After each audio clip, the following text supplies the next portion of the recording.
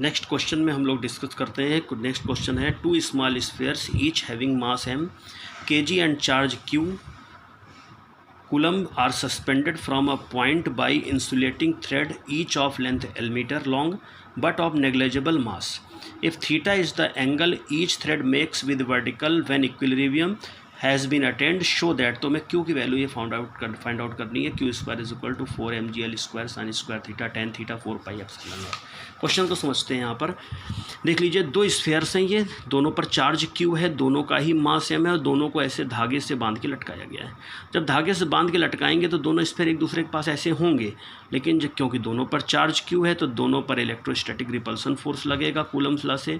और जो electrostatic repulsion मतलब रिपल करेंगे, दूर भागेंगे, तो ये दोनों एक दूसरे से स्मॉल आर डिस्टेंस पे आकर रुक जाते हैं। स्मॉल आर डिस्टेंस हम लोगों ने लेट किया है, तो स्मॉल आर डिस्टेंस पे लेट जो है ये आकर के स्टेबल हो जाते हैं, इक्विलिब्रियम स्टेट को गेन कर लेते हैं। जब इक्विलिब्रियम स्टेट गेन कर लेते हैं तो सारे धागे, चाहे ये वाला धागा हो या ये वाला धागा हो, दोनों ही वर्टिकल से एंगल थीटा बनाते हैं। ये भी थीटा एंगल बना रहा है, ये भी थीटा एंगल बना रहा है। हमें फाइंड आउट करनी है चार्ज की वैल्यू। तो हम लोग देखते हैं कि स्टेबल कंडीशन में किसी भी स्फीयर पे, चाहे इसकी बात करें या इसकी बात करें, दोनों पर ही तीन फोर्सेस लग रहे हैं।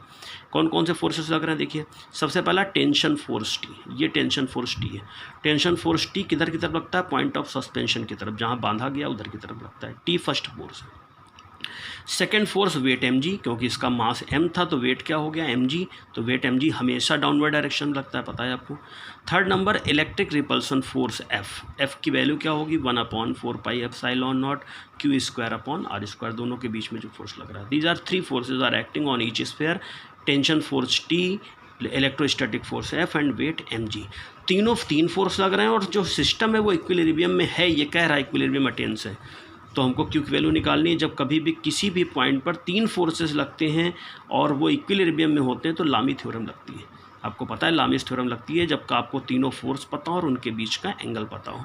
लामीस थ्योरम होती क्या है? तो लामीस थ्योरम ये होती है कि if three forces are acting, if three forces are acting on a point and the point is in equilibrium, if three forces are acting at a point or a body and the body is in equilibrium, then the ratio of any force to the sine of the angle between remaining two is always constant। जैसे कि ये कोई point है और यहाँ पर तीन forces लग रहे हैं, Q और R के बीच का एंगल अल्फ़ा है, P और R के बीच का एंगल बीटा है और यहाँ पे एंगल गामा है। तो लॉमी थ्योरम होती है P upon sine alpha is equal to Q upon sine beta और ये इक्वल होता है R अपॉन साइन गामा। ये आपने क्लास 11th में पढ़ी है इक्विलिब्रियम ऑफ फोर्स में। तो इसी का यूज करना होगा यहाँ पर।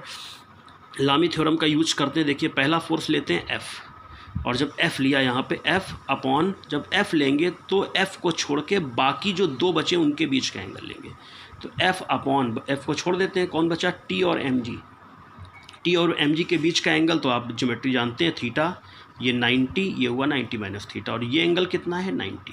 तो 90 plus 90 minus theta that means 180 minus theta. तो F लेंगे तो T और mg के बीच का एंगल 180 माइनस थीटा। इसके बाद mg, और mg जब लेंगे तो F और T के बीच का एंगल लेंगे। देखिए ये 90 माइनस थीटा है, पता है आपको। तो ये वाला एंगल कैसे निकालोगे? 180 से माइनस कर दोगे, 180 माइनस 90 माइनस थीटा तो आ जाएगा साइन 90 प्लस थीटा। सॉल्व कर लेते हैं। F upon sine theta mg upon cos theta, F cross multiply कर दिया, साइन थीटा ऊपर जाएगा तो mg टेन थीटा। F की वैल्यू पुटअप कर दी, 1/4 pi epsilon not Q square upon R square, mg tan theta, Q square निकालना था, ये लेके आ गए। प्रॉब्लम कर रहा है R, क्योंकि R हमने अपने मन से लेट किया था। ज्योमेट्री लगाते हैं यहाँ पे, ये देखिए ये R पूरी डिस्टेंस है तो ये R/2 हुआ हाफ इसका, और ये एंगल कितना है? थीटा। तो sine theta is equal to R/2 perpendicular upon hypotenuse, तो R/2 upon L, R/2 sine theta, R/2 upon L। R की वैल्यू आ जाएगी 12 साइन थीटा। ये वैल्यू पुटअप कर देते हैं, 12 साइन थीटा स्क्वायर, सॉल्व कर लिया तो Q स्क्वायर आ गया 4 mgl square sine square theta tan theta 4 pi epsilon not. बहुत इंपॉर्टेंट क्वेश्चन है ये इक्विलिब्रियम पर। Thank you.